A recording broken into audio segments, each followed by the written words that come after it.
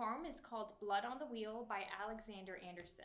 Alexander Anderson was a Scottish poet who worked for the majority of his life on a railroad. He was called a surfaceman, and he used his poems to depict humanity underneath all of the steel and metal and just lines that were going throughout the country. He used his poems to tell stories, based on true stories that he either experienced himself or that he heard from his fellow workers. "Bless her dear little heart," said my mate, and he pointed out to me, 50 yards to the right, in the darkness, a light burning steady and clear. "That's her signal in answer to me, when I whistle, to let me see she is at her place by the window, the time I am passing here." I turned to look at the light, and I saw the tear on his cheek. He was tender of heart, and I knew that his love was lasting and strong. But he dashed it off with his hand, and I did not think fit to speak, but stared right ahead through the dark as we clanked and thundered along. They'd been at the school, the two, and had run together like a single life, through the mazes of childhood, up to the sweetheart and farmer prime. And often he told me, smiling, that he had promised to make her his wife, in the rambles they had for nuts in the woods in the golden autumn time. "I must make," he would add, "that promise good in the course of a month or two. And then, when I have her safe and sound in the nook of the busy town, no use of us whistling then, Joe lad, as now we incline to do, for wave of her hand or an answering light as we thundered up and down." Well, the marriage was settled at last, and I was to stand by his side, take part in the happy rite, and pull from his hand the glove. And even still, as we joked between ourselves, he would say in his manly pride that the very ring of the engine wheels had something in them of love. At length we had just one run to make before the bridal took place, and it happened to be in the night. Yet merry in heart we went on, but long ere we came to the house, he was turning his face each moment for the light in the window, placed there as a beacon for him alone. "Now then, Joe," he said, with his hand on my arm, "keep a steady lookout ahead, while I whistle for the last time." And he whistled sharply and clear.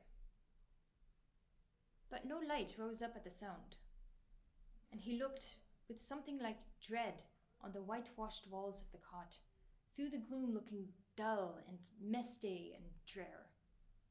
But lo, as he went to whistle again, a scream rose through the night, and I rushed to the side in time to see if the flutter of something white.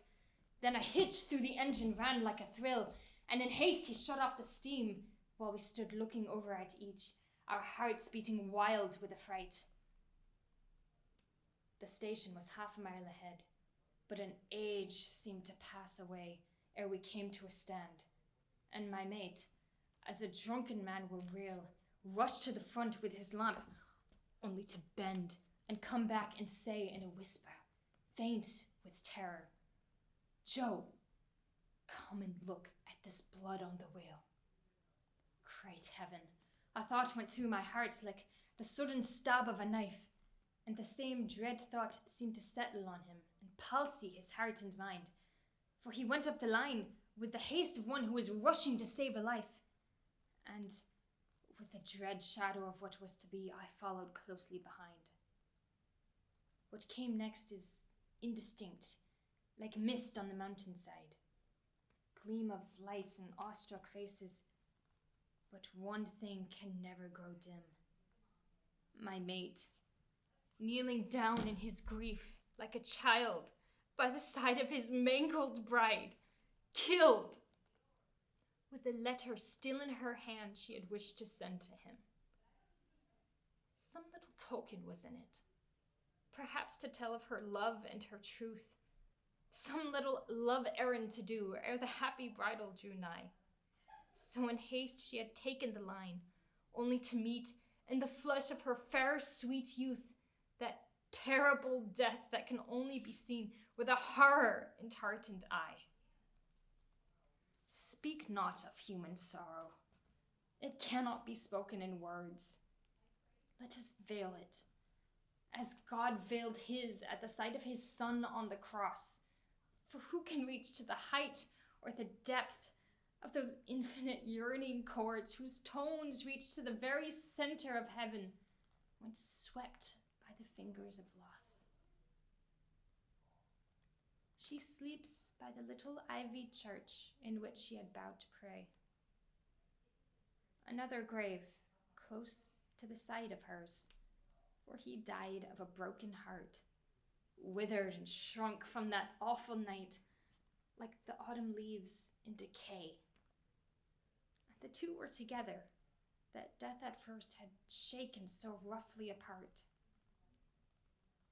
But still, when I drive through the dark and that night comes back to my mind, I can hear the shriek take the air, and beneath me, fancy I feel the engine shake and hitch on the rail, while a hollow voice from behind cries out till I leap on the footplate, "Joe, come and look at this blood on the wheel."